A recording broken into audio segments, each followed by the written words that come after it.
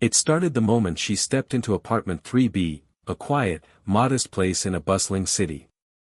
But behind its walls, something wasn't right.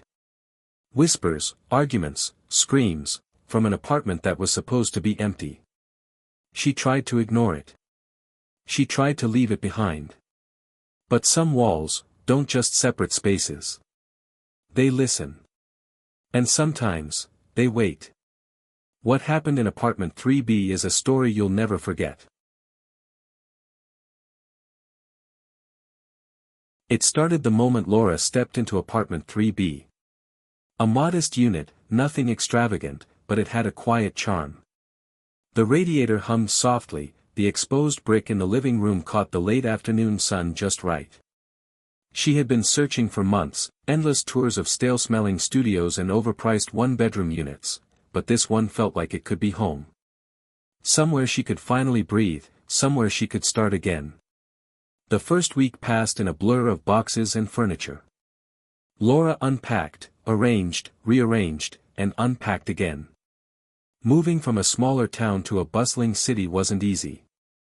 The streets outside were alive with distant sirens, murmuring traffic, and the occasional shout from a neighbor. It was comforting in its way. Noise was proof that life existed beyond her walls. Then, one night, it began. It was subtle at first, just the faintest murmurs through the wall. She paused, thinking maybe it was the building settling. But then came the arguments. Low, sharp, rising and falling like a tide she couldn't hold back. "Stop it. I told you to stop." The scream that followed made her heart pound. It was close, intimate. Not like a car backfiring or a neighbor moving furniture.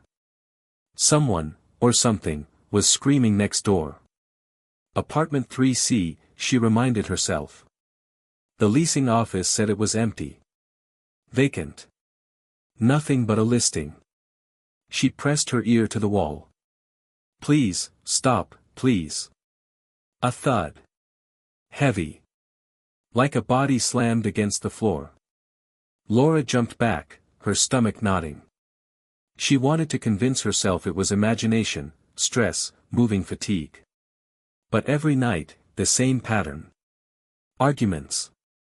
Screams. Heavy thuds. A subtle muttering she couldn't quite place, almost like someone whispering threats under their breath. She started a log, noting times, patterns, the variations in voice and volume. Always late at night, always after the city had quieted down.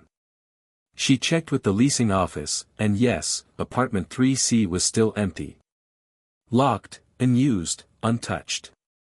The next night, the sounds returned, louder. Not just voices, but movement, furniture scraping, doors creaking, footsteps pacing. Laura couldn't sleep. Her mind spun through every possible explanation, someone breaking in, a neighbor upstairs, her imagination. But nothing fit. Finally, she called the police. They were polite, but skeptical. "Empty apartment," they said. No signs of entry, no evidence of habitation. Perhaps she was stressed, maybe hearing things. They left her with a report number and a promise to follow up. That night, Laura heard them again. Screams, muttering, laughter, sometimes frantic, sometimes quiet, almost intimate. She pressed her ear to the wall. The voice was different now, younger, terrified. "Help me." Days turned into weeks. Laura stopped sleeping. She wandered the streets at night, trying to drown the sounds in the city's hum. Friends suggested headphones, therapy, moving. But she clung stubbornly to the apartment. She had invested too much, hoped too much. One night, brushing her teeth, she noticed a faint metallic smell drifting under the door from the empty apartment. She froze. It wasn't strong, but it made her stomach twist. She didn't want to imagine blood, yet her mind whispered the possibility. She told herself it was nothing, just old pipes, some cleaning chemical, but the unease settled into her bones. She called the management company again, insisting on an immediate inspection. Maintenance came, checked locks, verified the apartment was empty. No furniture.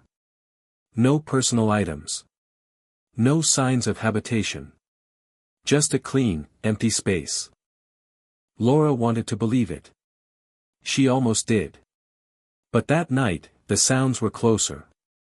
Right beneath her floorboards, thumping, pacing. Heavy, deliberate.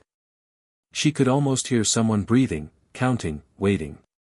An elderly neighbor finally acknowledged what Laura had tried to ignore. "You hear it too, don't you?" Laura blinked. "What do you mean?" "Been hearing it for years," the woman whispered. "From that apartment. People hear things, sometimes for weeks, sometimes months. And then they leave. Or disappear. It's hard to explain. The building, it's strange." Laura laughed nervously, trying to hide her panic. "Disappear?" The woman only shook her head. "You just listen too closely, and it gets under your skin. You can feel it in the walls." That night, Laura could feel it.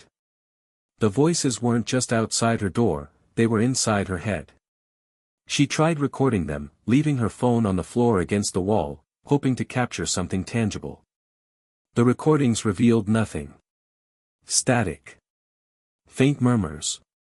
Nothing distinct, nothing human. But she could hear it clearly. And anyone else in the room seemed to feel it too, a chill crawling across their skin. The progression of the sounds was relentless. Whispers at first, then pleas, then screaming. Sometimes laughter. Sometimes arguing.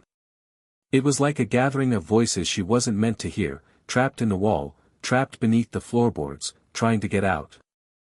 One night, desperation overrode fear.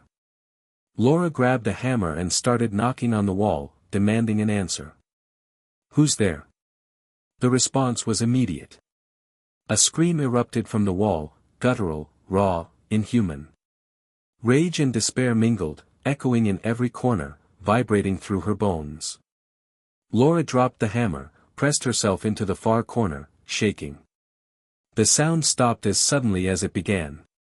Laura never slept in that apartment again. She packed, left the keys in the mailbox, and walked away without explanation. Months later, she moved to another city, started a new job, and tried to forget. But when the city outside her new window went quiet, she sometimes heard it. Faint whispers, subtle thuds, the hint of an argument.